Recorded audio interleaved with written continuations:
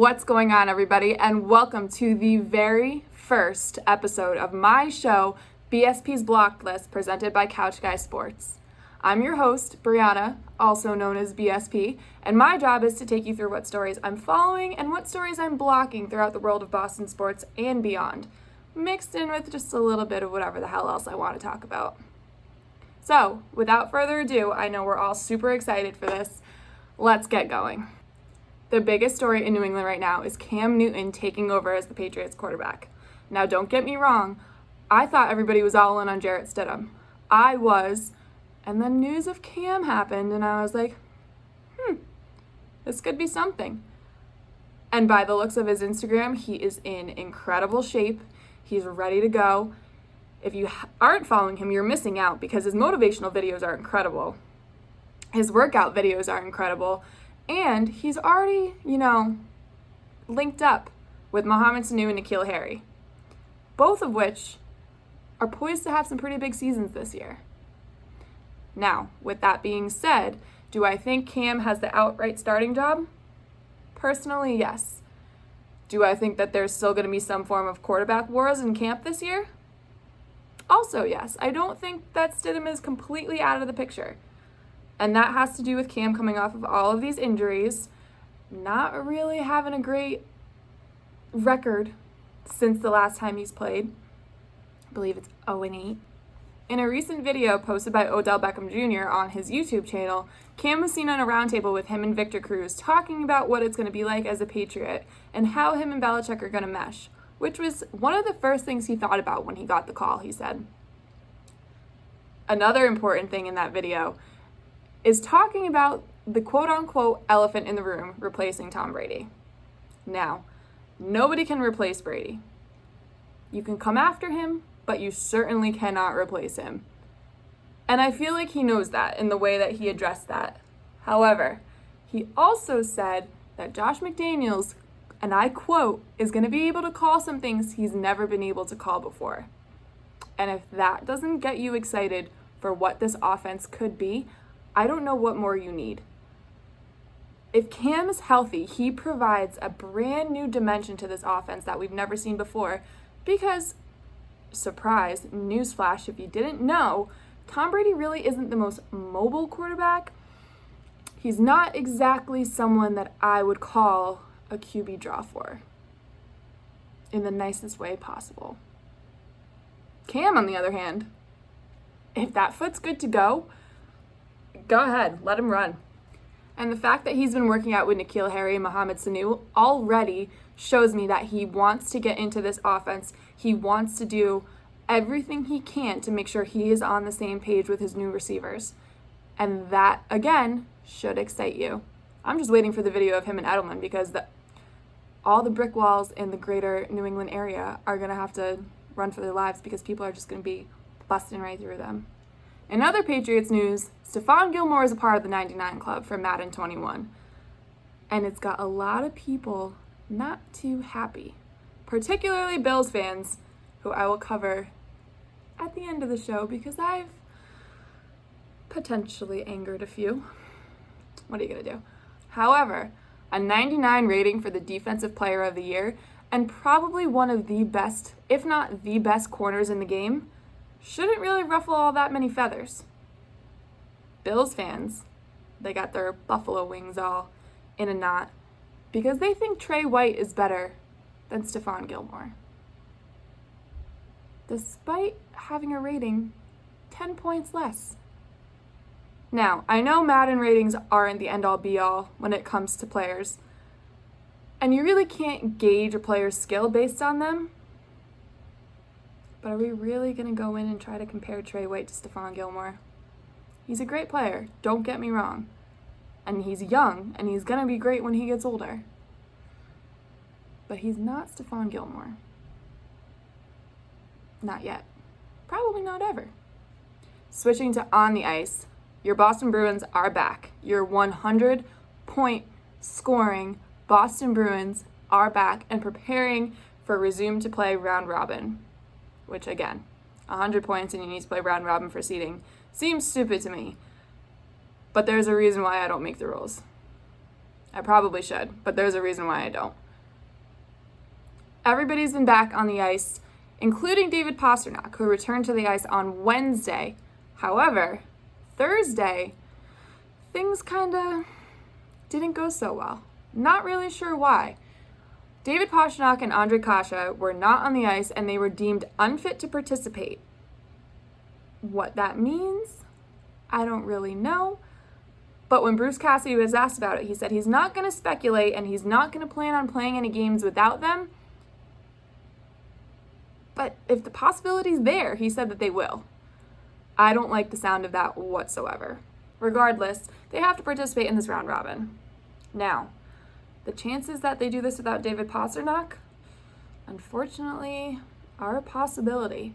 He returned to the ice on Wednesday, and then on Thursday was deemed unfit to participate along with Ondrej Kase.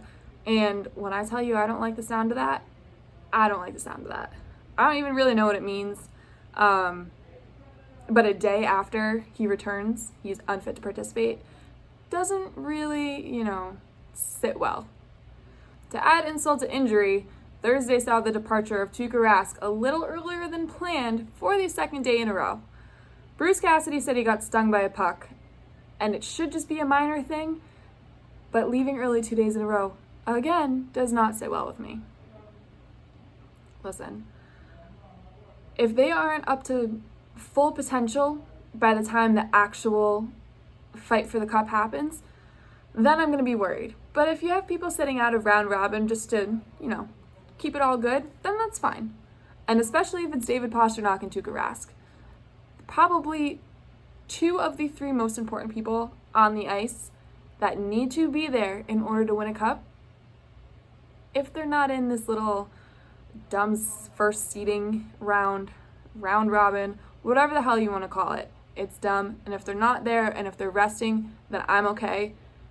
Talk to me game one if they're not there. Then I'm going to tell you that I'm a little concerned. First day of camp was Monday. And after that, Bruce Cassidy said Anders Bjork was the best on the ice, but reiterated that it's only Monday. So after 1 week, we'll have to see. But that's a good sign for the young gun who finally had his breakout season. I feel like we've been waiting a little while for it, but this year was definitely it. The Bruins are going to travel to the hub city of the Eastern Conference, which is Toronto, on July 26th, and then they have August 2nd as their first game back against Philadelphia. Now, it's my mom's birthday. I already kind of warned her, hey Ma, Bruins are back. Sorry, no birthday for you. And she was actually okay with it, so I think everybody just kind of is happy that they're coming back because this was the team that was going to do it. And for Corona to come in and yeah. Finally, in Bruins news, Bruce Cassidy was named a finalist for the Jack Adams Award, and when I tell you it took me 15 tries to record this and say Jack Adams instead of Jack Edwards, I'm not lying to you. Now Butch is going up against John Tortorella and Alain Vigneault for the illustrious Coach of the Year award, and I'm not certain he wins it this year, but I definitely think he should. Now let's go down to the bubble, where the Boston Celtics are back, and Kemba Walker's knee is still a little iffy. According to Brad Stevens, he's on a 1 day on, 1 day off workout schedule, which doesn't really sound all that scary, but at the same time, it kind of does when you consider that he's been off for 3 months. Now, I know being off for 3 months because of a pandemic is not what anybody had in mind for this season, and I'm sure he didn't work out at the same level that he did while he was in season, but the knee still is a little concerning to me.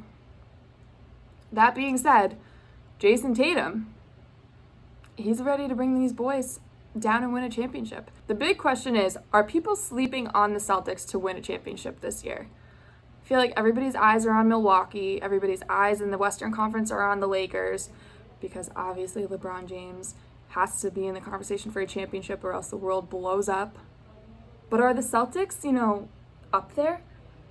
I think so. I think there's absolutely no reason why they shouldn't be. Jason Tatum and Jaylen Brown can very well lead this team to a championship. And if Kemba Walker is back to 100% health by the time things get down and dirty, I'm all for it. I have no reason to believe why they couldn't. And plus, Marcus Smart's just going to be doing Marcus Smart things, so that already gives you a leg up on everybody else. Are they being slept on? Are we sleeping on the Boston Celtics? Well, not we. Is everybody else sleeping on the Boston Celtics? Because I know we aren't.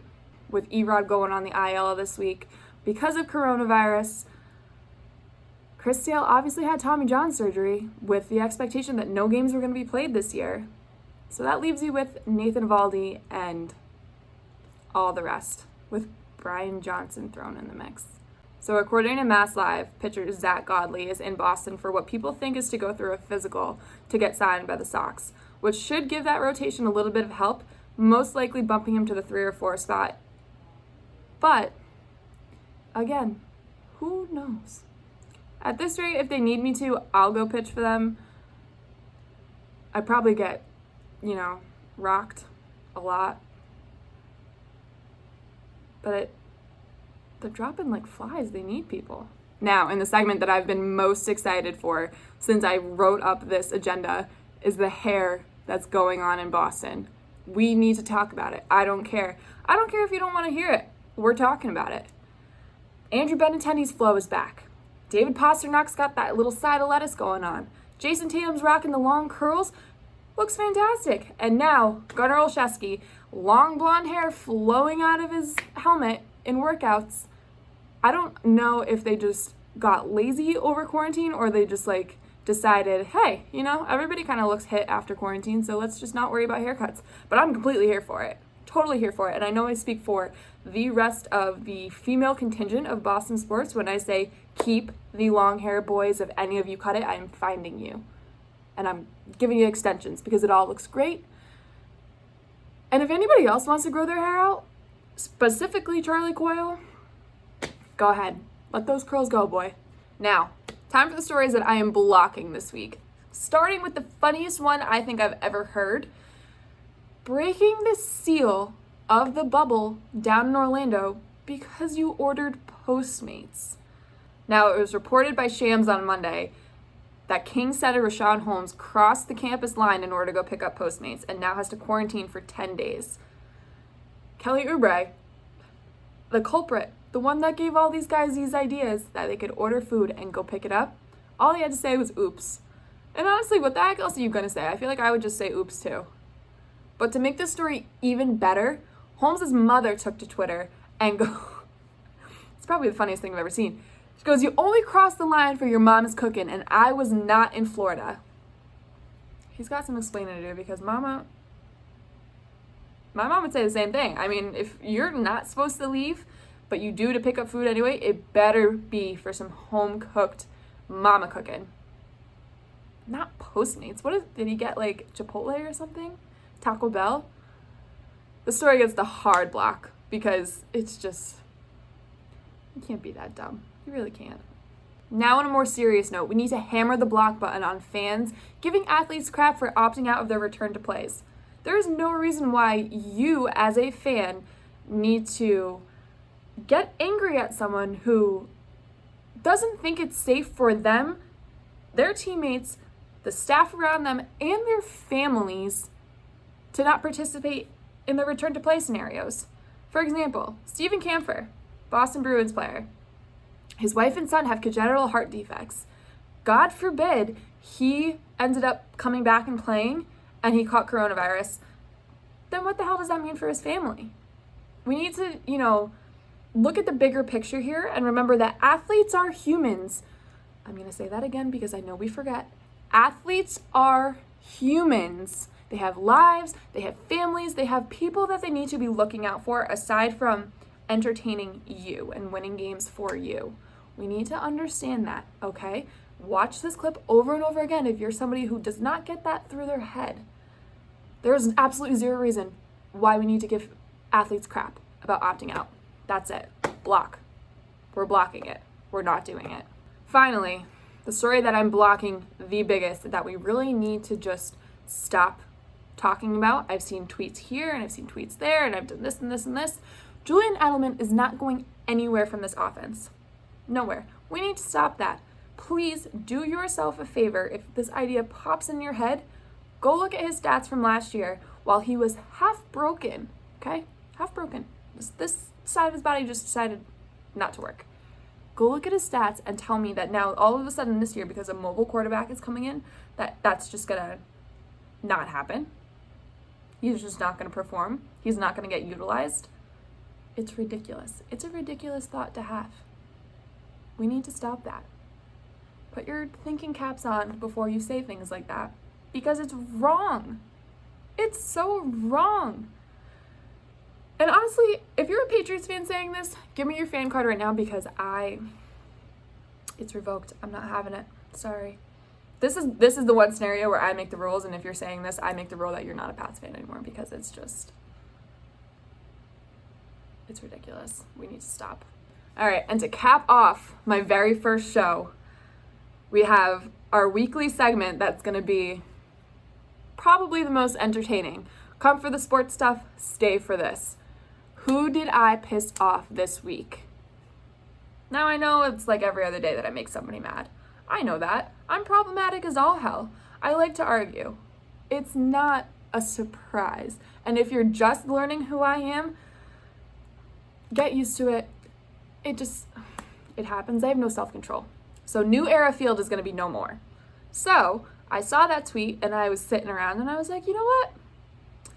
I'm going to have a little fun with this. Why not? It's a Wednesday. I've got nothing going on. So I quoted it and said, Tom Brady already owns that place. Might as well just name it after him. And like I said before, I alluded to before, it got some Buffalo fans a little upset. I had one guy call me a chowderhead, said I was acting like a crazy ex-girlfriend for bringing Tom Brady up, despite the fact that I was just, spitting facts. I was giving you a stat that you can easily look up, and it's proven for you. Tom Brady is the winningest quarterback to play at New Era Field since he became a starter. It's just a fact. There's nothing I can do about it. If you don't like it, I'm sorry, but you can't rewrite history. You can't do it. Now, another one,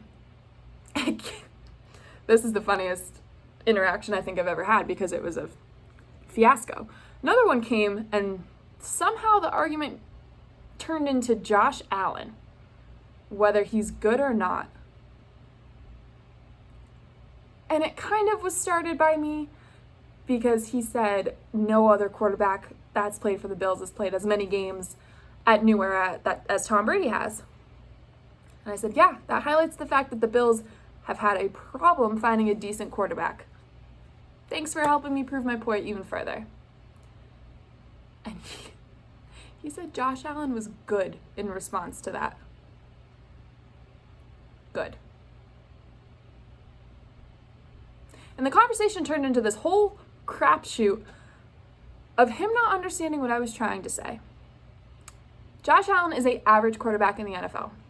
Average. That's it. That's what he is. You can look up his stats and you can argue with me till the cows come home. You cannot change my mind that he's an average quarterback. Now, that's not to say he can't become a good quarterback. He is a young kid. Same thing can be said for Sam Darnold.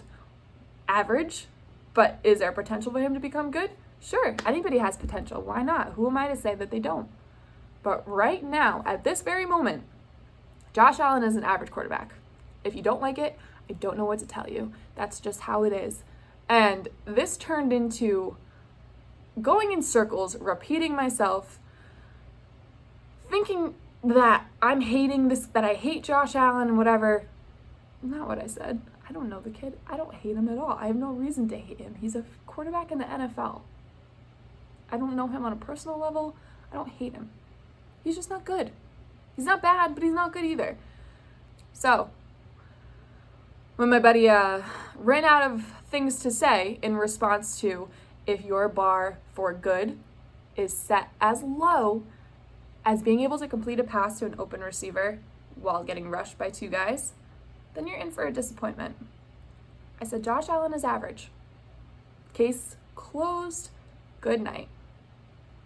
He replies, like Cam Newton, and that's when I knew. That's when I knew I got the dub.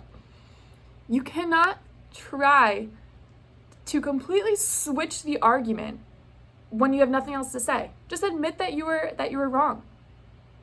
Or just don't even reply. But if you are in any sort of debate with somebody, any sort of argument with somebody online, and you make a quick caveat like that to completely change the subject on something completely irrelevant to what we were even talking about, that's admitting defeat. Sorry, it is. So I took my dub, went to bed, woke up this morning and people were still going at it, and I was just like, you know what? I'm over it. So we can all agree, though, Josh Allen is an average quarterback. Just making sure we're on the same page. And there you have it. Episode 1 of BSP's Blocked List is done.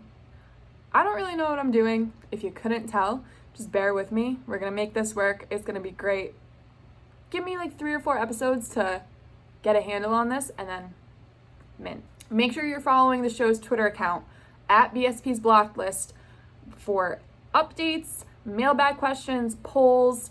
Sometimes I might even ask you guys to put together an agenda for me, giving me everything that you think I should cover for the next week's episode.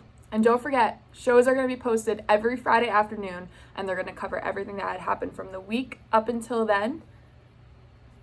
And we're just going to roll with this. We're going to have fun. It's going to be a good time, and I'm going to make sure to spill a little bit more tea when it becomes available.